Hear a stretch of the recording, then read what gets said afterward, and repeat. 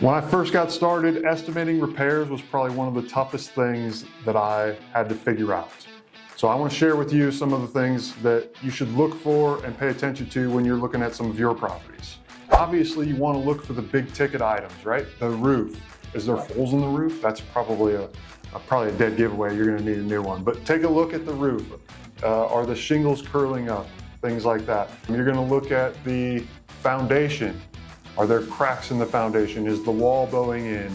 Has the blocks shifted laterally? Other big ticket items like the furnace, the air conditioner, check the age of those things. If they're 40 years old or they look like they're, just came out of a cave, you're probably going to want to be aware that you're going to need to fix those things. Always, always, always look for the big ticket items.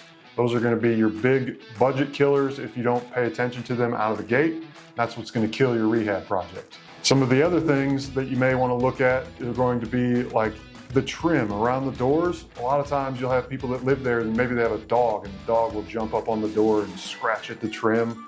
And if you're not paying attention to that stuff, when you fix up the property and you go to paint over that trim, now it's still all scratched up and you try to sell it to an end buyer, they want a quality product, not a painted over dog scratched trim product. So look for the little things as well. Those are typically the ones that are going to surprise you at the end.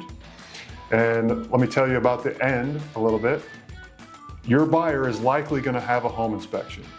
And I promise you, it doesn't matter how hard you try, that home inspector is always going to find something. And it's going to be little. You're going to be like, I can't believe you're even picking that out. They're always going to find something. So be aware of that. Just know that going in. When you're budgeting for things like that, know when you're selling it, they're going to likely ask for something. Even if it's just a little bit of a, caulk around the window or paint this window trim or something small like that. They will always find a little something. At the end of the day, just be as detailed as you can. Put a little bit of contingency into your budget and you should be fine.